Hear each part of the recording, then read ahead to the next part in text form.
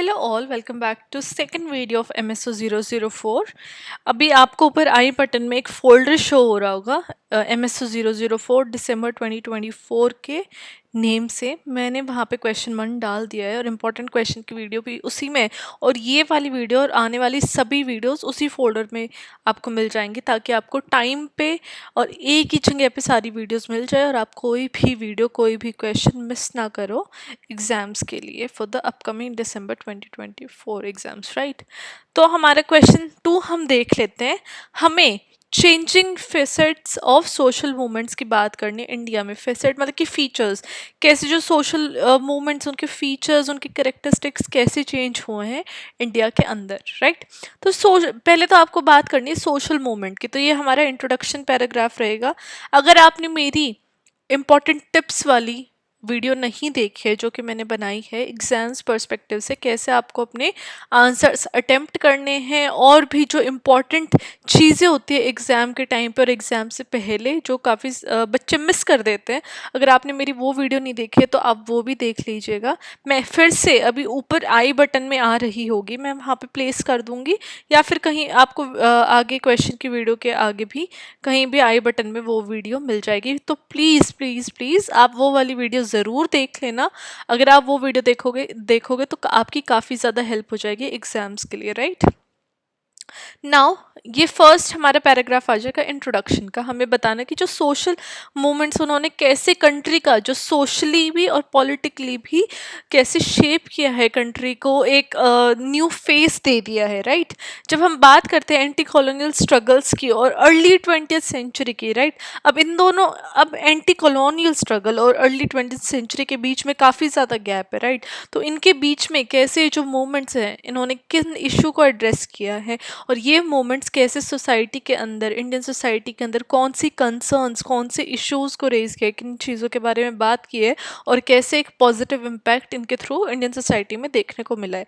जब हम बात कर रहे हैं सोशल मूवमेंट की चेंजिंग नेचर की इन इंडिया, तो हम बात कर रहे हैं वो सोशो इकोनॉमिक कॉन्टेक्स्ट के सोशो इकोनॉमिक डिवीजन या सोशो इकोनॉमिक नेचर जो है कंट्री का, उसमें कैसे चेंजेस आए हैं, पॉलिटिकल इन्वायरमेंट कैसे चेंज हो गया और कौन सी टेक्नोलॉजिकल एडवांसमेंट्स आई हैं with in Indian society. Now अब हम डिफरेंट फेसेस या डिफरेंट जो थ्रू आउट द ईयर जो डिफरेंट मूवमेंट्स आई हैं उनके बारे में बात कर लेते हैं।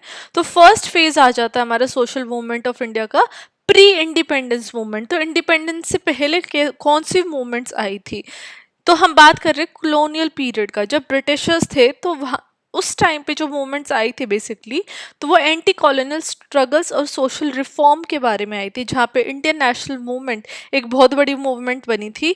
और इसने जो इसके लीडर थे इस मूवमेंट के, वो थे राजा राम मोहन रॉय और ज्योतिराव फुले। तो उन्होंने ब्रिटिश कॉलोनियल एक्सप्लॉयटेशन, जो ब्रिटिशर्स एक्सप्लॉयट कर रहे थे, कास्ट के बेसिस पे जितनी डिस्क्रिमिनेशन हो रही थी और जेंडर इक्वालिटी जैसे बड़े बड़े इश्यूज के ऊपर बात की थी, राइट। ये है हमारी इंडियन नेशनल मूवमेंट। अगेन मैंने यहाँ पे बोल्ड कर दिया ताकि आपको इजीली विजिबल हो, बट आपको एग्जाम में अंडरलाइन करना है, राइट। और मैंने आपको बताया कि आपको अंडरलाइन कैसे करना है, वो मैंने इंपॉर्टेंट टिप्स वाली वीडियो में बताया, तो आप वो वीडियो देख लीजिएगा। नाउ हम बात कर लेते हैं इंडियन नेशनल मूवमेंट की कैरेक्टरिस्टिक्स की। तो ये जो कैरेक्टरिस्टिक है इन मूवमेंट्स के, वो बेसिकली क्या था, मास को, पब्लिक को मोबिलाइज करे, पब्लिक को एकजुट करे, और कैरिज्मेटिक लीडरशिप के ऊपर भी मैंने वीडियो बनाई हुई है। अगर आपने वो वीडियो नहीं देखी है तो आप वो देख सकते हैं। तो वो एक कैरिज्मेटिक लीडरशिप कौन सी होती है, जो लोगों को एकजुट कर देती है, लोग उनको सुनना, उनको फॉलो करना पसंद करते हैं उन लीडर्स को। तो ये इस टाइप की मूवमेंट बन गई थी जिनके लीडर्स कैरिज्मेटिक लीडर्स थे। That was Raja Ram Mohan Roy and Jyotirao Phule. तो इन्होंने नॉन वायलेंट मेथड्स का यूज़ किया था, जो कि महात्मा गांधी भी जिसमें बिलीव करते हैं। नॉन वायलेंट मूवमेंट की तो बात करते हैं महात्मा गांधी, राइट। तो इस मूवमेंट का ये कैरेक्टरिस्टिक था। सोशल मूवमेंट्स अपने आप में, सभी सोशल मूवमेंट्स की ये कैरेक्टरिस्टिक्स देखने को मिल ही जाते हैं। Now talking about post independence movement, independence के बाद 1950-70s के टाइम पे जो मूवमेंट्स आई थी, उनमें देखा गया कि वो मूवमेंट बेसिकली नेशन बिल्डिंग की बात कर रही है, सोशल जस्टिस की बात कर रही है, और जो इनइक्वालिटीज़ थी इंडियन सोसाइटी में उनको एड्रेस कर रही हैं। इन इस पीरियड के टाइम पे दलित मूवमेंट देखी गई, जो कि भीमराव अंबेडकर जी ने अपनी दलित मूवमेंट स्टार्ट की थी, जो कि बात करते थे कि कास्ट के बेसिस के ऊपर जो डिस्क्रिमिनेशन हो रहे हैं, राइट, कास्ट को as a root cause of discrimination Bhimrao Ambedkar ji ने बोला था। और उन्होंने मार्जिनलाइज कम्युनिटीज, दलित कम्युनिटीज के राइट के लिए आवाज उठाई थी, राइट। तो ये हमें पोस्ट इंडिपेंडेंस मूवमेंट देखने को मिल जाती है। इसमें हमारी एक और मूवमेंट आ जाती है पीजेंट मूवमेंट, जो कि तेलंगाना रिबेलियन और नेक्स्ट मूवमेंट की तरह देखने को मिले थे, जहाँ पे एग्रीकल्चर रिफॉर्म्स के बारे में बात की थी, फिर से लैंड का डिस्ट्रीब्यूशन हो, इसके ऊपर फोकस किया गया था। बिकॉज ये देखा गया था कि आफ्टर इंडिपेंडेंस बहुत ज़्यादा एक्सप्लॉयटेशन हो गया था, राइट। क्योंकि जो ब्रिटिशर्स के टाइम पे, कॉलोनियल रूल के टाइम पे जो लोग थोड़े से इन्फ्लुएंशियल थे, एजुकेशन जिनके पास थी, उन्होंने एक तरीके से बहुत ज़्यादा कब्जा कर लिया था ज़मीन के ऊपर। और जो डिस्ट्रीब्यूशन ऑफ लैंड हो गई थी, उसके अंदर बहुत ज़्यादा डिफरेंस देखने को मिल रहा था। एक तो ऐसे लोग थे जिनके पास कई कई एकड़ ज़मीन थी, और कुछ लोग ऐसे थे जिनके पास अपना खुद का घर की भी ज़मीन नहीं थी। तो पीजेंट मूवमेंट की जब हम बात करते हैं, तो यहाँ पे एग्रीकल्चर के अंदर डिफरेंट मतलब कि रिफॉर्म्स लेके आने, बेटरमेंट होना एग्रीकल्चर का, और लैंड का फिर से डिस्ट्रीब्यूशन होने के ऊपर बात हुई थी। नाउ इन मूवमेंट के कैरेक्टरिस्टिक्स क्या है, तो ये क्लास बेस्ड है, राइट। और ये स्ट्रक्चरल चेंज की बात कर रहे हैं, जहाँ पे एक स्ट्रॉन्ग आइडियोलॉजिकल फाउंडेशन देखने को मिली, स्ट्रॉन्ग आइडियाज निकल के आ रहे थे, जिसके बेसिस के ऊपर ये मूवमेंट्स स्टार्ट हो रही थी। Now talking about third point, new social movements, right. एक तो हमने प्री इंडिपेंडेंस देख ली और एक पोस्ट इंडिपेंडेंस देख ली।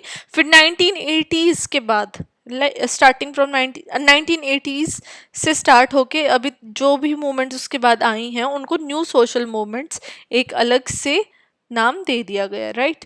अब इसमें क्या था, न्यू सोशल मूवमेंट्स देखने को मिली जिसका फोकस था आइडेंटिटी के ऊपर।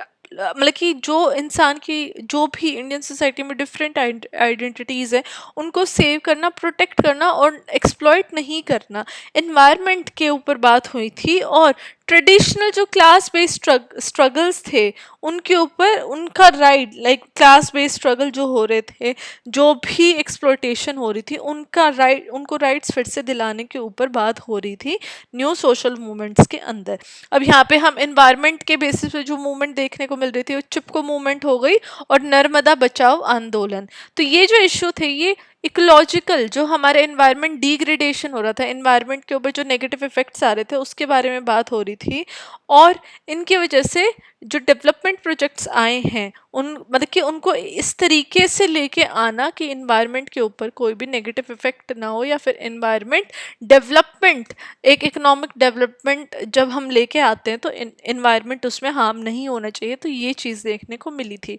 नाउ वुमेन मूवमेंट भी देखने को मिली, जहाँ पे उन्होंने जेंडर वायलेंस, डाउरी और रिप्रेजेंटेशन की बात की थी। तो ये जो मूवमेंट थी, इन्होंने काफ़ी ज़्यादा मतलब कि ये बहुत ज़्यादा बढ़ गई थी जब मथुरा रेप केस आया था लेट 1970s में।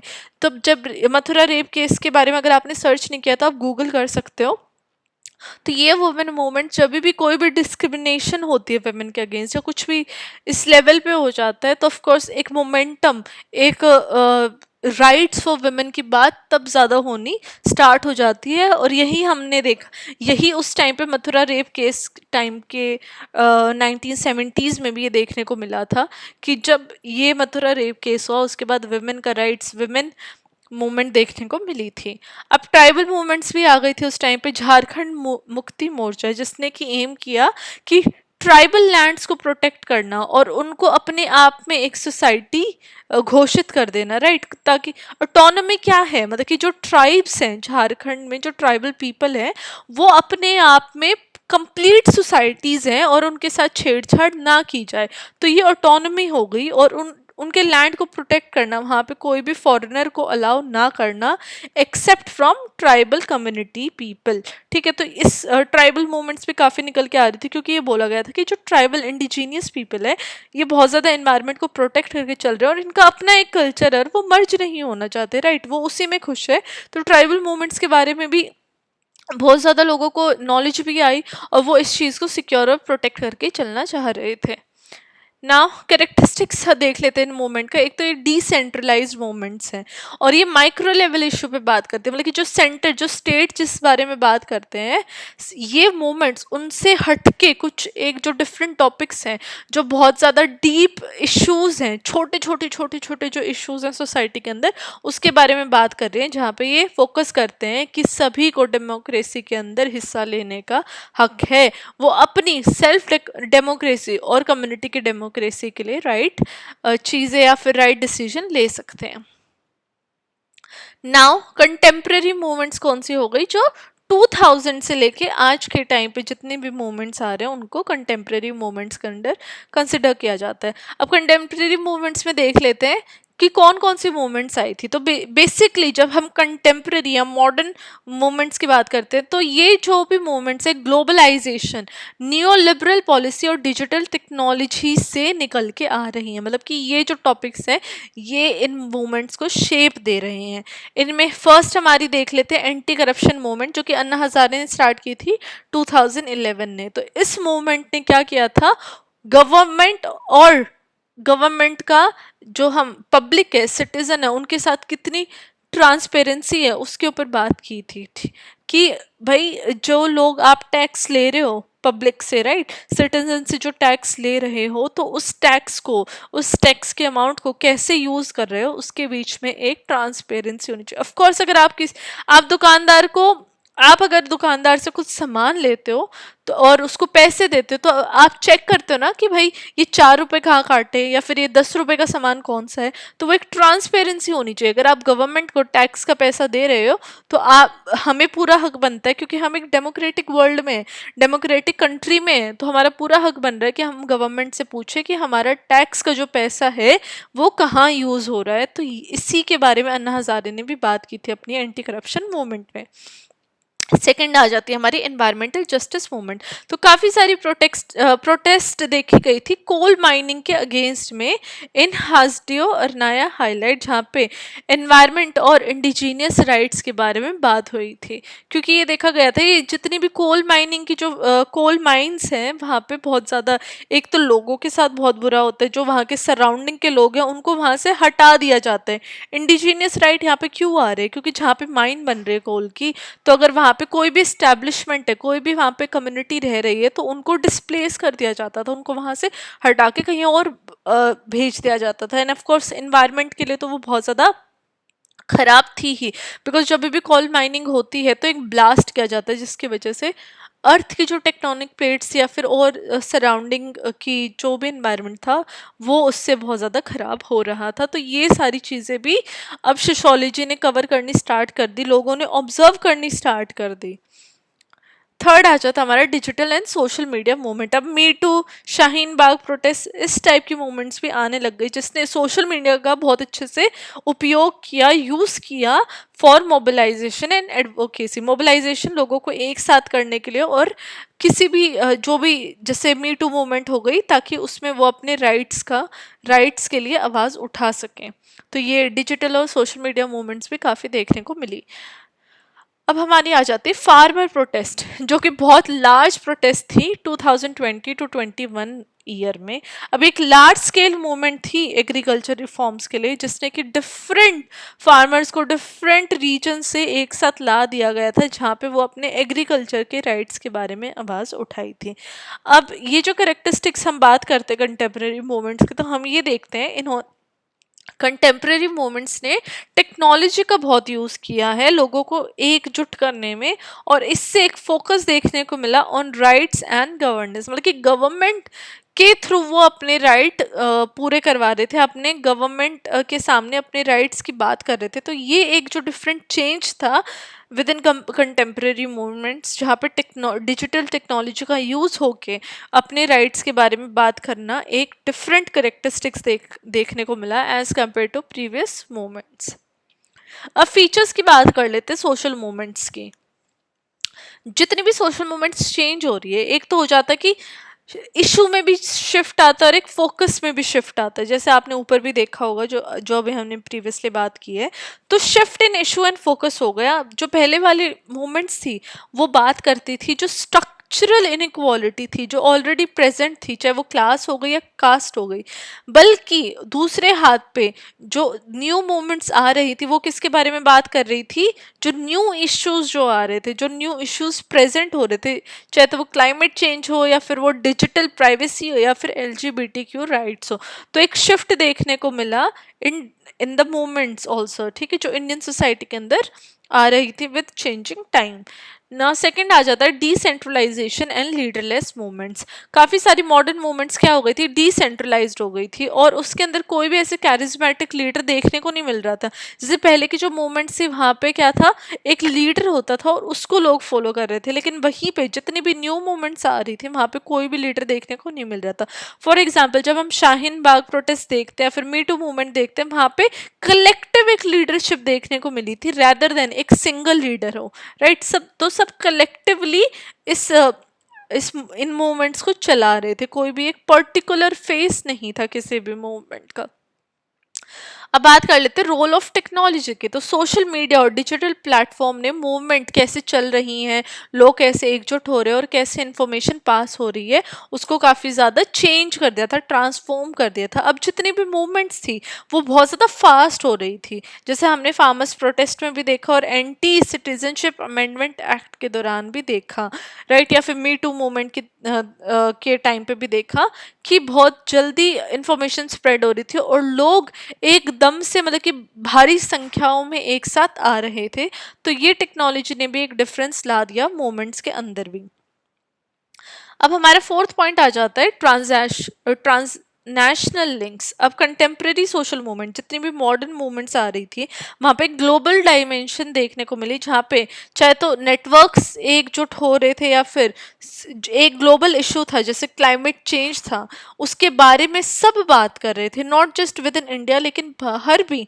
कोई मूवमेंट अगर चल रही है इंडिया के अंदर तो बाहर से भी काफ़ी ज़्यादा उसके अंदर इंटरेक्शन या सपोर्ट देखने को मिल रहा था। फॉर एग्जाम्पल जब हम बात करते हैं इंडियन क्लाइमेट एक्टिविस्ट की, तो उन्होंने इंटरनेशनल मूवमेंट के साथ कोलैबोरेट कर लिया था, जैसे कि फ्राइडेज फॉर फ्यूचर, राइट। तो बाहर मतलब कि आउट ऑफ इंडिया भी विद वर्ल्ड के साथ एक कनेक्शन फॉर्म होता हुआ दिख रहा था इन मूवमेंट्स का। अब फिफ्थ हमारा पॉइंट आ जाता है इंटरसेक्शनैलिटी। अब जितनी भी मॉडर्न सोशल मूवमेंट्स थी वो एक इंटरसेक्शनल अप्रोच अडॉप्ट कर रहे थे, जहाँ पे उन्होंने इंटरकनेक्शन देखा वेरियस फॉर्म्स ऑफ ऑपरेशन, चाहे वो कास्ट, क्लास, जेंडर और एथनिसिटी हो। तो ये अगर कास्ट के बारे में बात हो रही थी ना, या कास्ट इशू मुद्दे के बारे में बात हो रही थी, तो क्लास, जेंडर और एथनिसिटी अपने आप इसके साथ लिंक हो रहे थे। तो मतलब कि ये नहीं था कि अगर सिर्फ कास्ट का मुद्दा है तो सिर्फ कास्ट पे बात हो गई, नहीं, जितने भी स्ट्रक्चरल ऑपरेशन थे सोसाइटी के अंदर उन सब के ऊपर कलेक्टिवली एक इंटरसेक्शनैलिटी की तरह बात हो रही थी, कनेक्टेड मतलब कि कनेक्शन देखा जा रहा था डिफरेंट ऑपरेशंस के साथ। अब इन सोशल मूवमेंट्स की चैलेंजेस और क्रिटिसिज्म भी देख लेते हैं। देखो, फर्स्ट आ जाता है हमारा फ्रेगमेंटेशन। अब जो ये इश्यू था डिसेंट्रलाइजेशन ऑफ सोशल मूवमेंट का, ये कभी कभार फ्रेगमेंटेशन ले आता है, जहाँ पे जो ओवरऑल इम्पैक्ट है वो नहीं पड़ता है, मतलब कि टुकड़े टुकड़े हो जाते हैं, कहीं पे इम्पैक्ट पड़ा कहीं पे नहीं पड़ा, किसी सोसाइटी में चेंज आ गया किसी में नहीं आया। तो ये जो टुकड़ों में जो चेंजेस थे ना ये देखने को मिल रहे थे, तो एक कलेक्टिव एक्शन थोड़ा सा कहीं पे पीछे होता हुआ दिखा ना। सेकंड आ जाता हमारे स्टेट रिप्रेशन एंड कोऑप्टेशन। अब जितने भी सोशल मूवमेंट्स थे उन्होंने स्टेट की तरफ से कोई भी सपोर्ट देखने को नहीं मिला, उन्होंने अनलॉफुल एक्टिविटीज़ देखने को मिली, जहाँ पे कि जो प्रोटेस्ट थी उनको रुकवा दिया जाता था और एक रिस्क आ गया था जो भी सोशल मूवमेंट्स कर रहे थे उनके लिए। थर्ड पॉइंट आ जाता है हमारा dependence on media and technology. अब जो हमारे जो कंटेम्प्रेरी टाइम है उस टाइम पे इन सब मूवमेंट्स बहुत ज़्यादा मतलब कि वल्नरेबल हो गई थी, मतलब कि उनके लिए जो मिस इन्फॉर्मेशन थी या फिर जो रॉन्ग इन्फॉर्मेशन का स्प्रेड होना बहुत ज़्यादा फास्ट हो गया था, मिस इन्फॉर्मेशन ज़्यादा जल्दी फैल रही थी रैदर देन राइट इन्फॉर्मेशन। और ये जो मूवमेंट्स ये रूरल और मार्जिनलाइज्ड एरियाज़ में नहीं पहुंच पा रही थी, बिकॉज वहाँ पे मीडिया और टेक्नोलॉजी का इतना ज़्यादा एडवांसमेंट या इतनी ज़्यादा एक्सेस नहीं है, तो रूरल एरियाज़ में इन मूवमेंट्स की जो रीच थी वो काफ़ी कम हो गई थी, जिसकी वजह से इनको रूरल एरियाज में विजिबिलिटी कम हो गई थी मूवमेंट्स की। ना सस्टेनेबिलिटी। अब ये जो मोमेंटम और ये जो चेंज है, ये लॉन्ग टर्म चेंज रहना चाहिए। तो इसका, इन मूवमेंट्स का जो चेंज था वो लॉन्ग टर्म नहीं था, बल्कि वो शॉर्ट टर्म चेंज देखने को मिल रहा था। शॉर्ट टर्म के लिए चेंज आ गया सोसाइटी के अंदर, देन अगेन फिर से सोसाइटी सेम तरीके से वर्क कर रही है, पीपल सेम तरीके से वर्क कर रहे हैं और वो भूल जा रहे। तो ये चीज़ देखने को भी मिली, जो कि इसकी एक लिमिटेशन है इन सोशल मूवमेंट्स की। नाउ हमारे लास्ट पैराग्राफ रहेगा कंक्लूजन का। कंक्लूजन में मैंने बताया कि जितने भी चेंजिंग फेसेट्स है सोशल मूवमेंट्स के इंडिया में, वो दिखाते हैं कि कैसे सोसाइटी और पॉलिटिक्स दोनों का नेचर कितना डिफरेंट है, डायनामिक है। जब हम मास मोबिलाइजेशन की बात करते हैं इंडिपेंडेंस के लिए, तब हम digital advocacy, environmental justice, Indian social movements के बारे में भी बात कर रहे हैं, जहाँ पे उसने नए चैलेंजेस और न्यू अपॉर्चुनिटीज़ को अडॉप्ट किया है।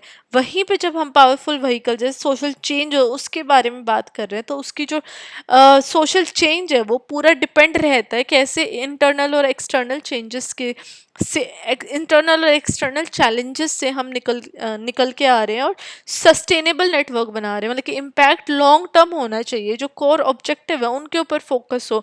तो इस जो चेंजिंग वर्ल्ड है, जो इतना फास्ट चेंज हो रहा है हमारा वर्ल्ड, इंडियन सोसाइटी, उस कॉन्टेक्स्ट में इंडियन सोशल मूवमेंट्स भी काफ़ी ज़्यादा चेंज हो रही हैं। लेकिन जो उनका जो मेन मकसद है, जो उनका एक कोर जो है किसी भी मूवमेंट की, वो हमेशा जस्टिस, इक्वालिटी एंड डेमोक्रेसी देखी गई है एवरी मूवमेंट में।